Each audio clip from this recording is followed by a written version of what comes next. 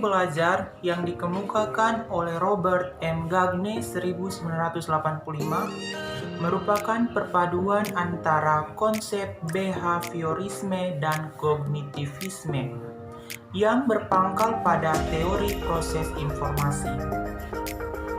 Menurut Gagne, cara berpikir seseorang tergantung pada keterampilan apa yang telah dipunyainya, keterampilan serta hierarki apa yang diperlukan untuk mempelajari suatu tugas. Selanjutnya, Gagne berpendapat bahwa di dalam proses belajar terdapat dua fenomena, yaitu satu, keterampilan intelektual yang meningkat sejalan dengan meningkatnya umur serta latihan yang diperoleh individu. Dan yang kedua, belajar akan lebih cepat apabila strategi kognitif dapat dipakai dalam memecahkan masalah secara lebih efisien.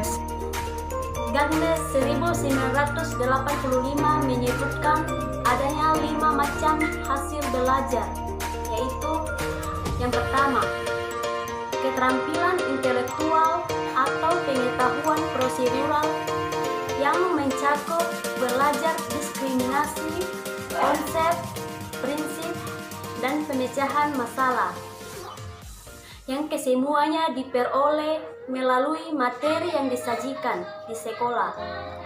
Menurut Gagne 1985, terdapat hierarki keterampilan intelektual yang berbeda. Setiap keterampilan pada hierarki tersebut merupakan prasyarat yang harus dikuasai siswa untuk mempelajari keterampilan berikutnya. Keterampilan intelektual sederhana ke kompleks adalah sebagai berikut.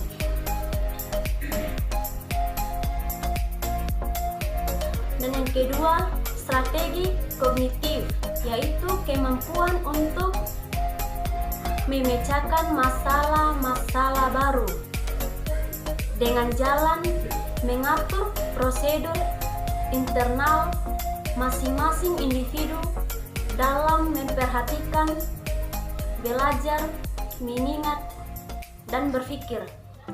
Sebagai contoh, apabila siswa menggunakan metode kata kunci untuk mengingat arti dari istilah-istilah dalam biologi, maka siswa akan menggunakan strategi kognitif untuk pengkodean informasi tersebut.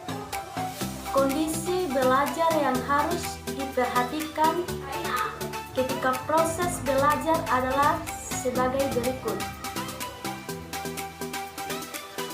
Siswa harus memiliki beberapa materi atau masalah untuk dapat bekerja sehingga dapat dilatihkan.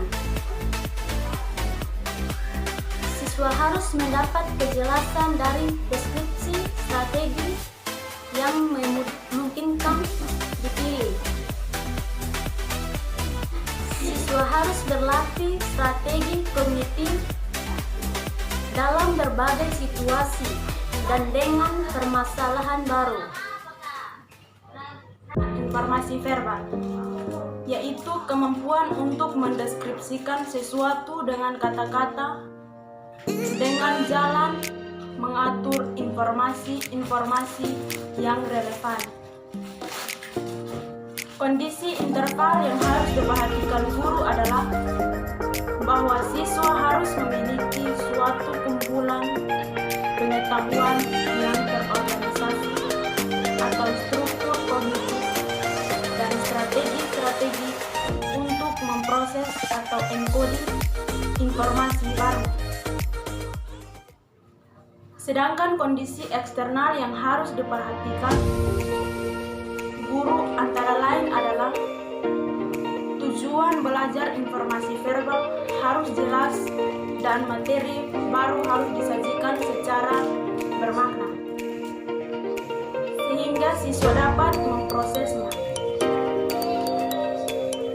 Yang keempat, keterampilan motorik, yaitu kemampuan untuk melaksanakan dan mengkoordinasikan gerakan-gerakan yang berhubungan dengan otot.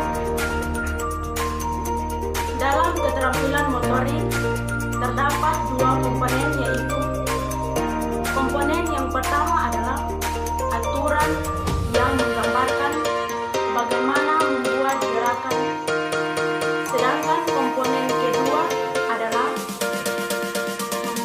mempergerakan gerakan untuk itu sendiri, misalnya menggunakan mikroskop. Kondisi belajar yang harus diperhatikan guru adalah memberikan arahan seringkali dalam bentuk verbal, penjelasan urutan dari langkah-langkah suatu kegiatan atau gerakan, memberikan umpan balik yang segera terhadap penampilan yang tepat yang telah diperagakan siswa.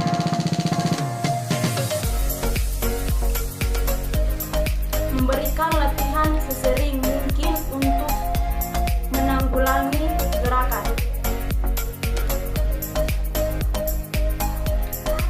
Nomor 5 tentang sifat, yaitu suatu kemampuan internal yang mempengaruhi tingkah laku seseorang dan disadari oleh emosi, kepercayaan, serta faktor intelektual. Belajar merupakan dan tidak merupakan sesuatu yang terjadi secara alamiah, tetapi hanya ada terjadi dengan adanya kondisi tertentu, yaitu kondisi internal dan kondisi eksternal. Kondisi eksternal antara lain yang menyangkut kesiapan siswa dan apa yang telah dipelajari sebelumnya, sedangkan kondisi eksternal merupakan situasi belajar yang penyajiannya simultan yang secara sengaja diatur oleh guru dengan tujuan melancarkan proses belajar. Tiap jenis hasil belajar tersebut di atas memerlukan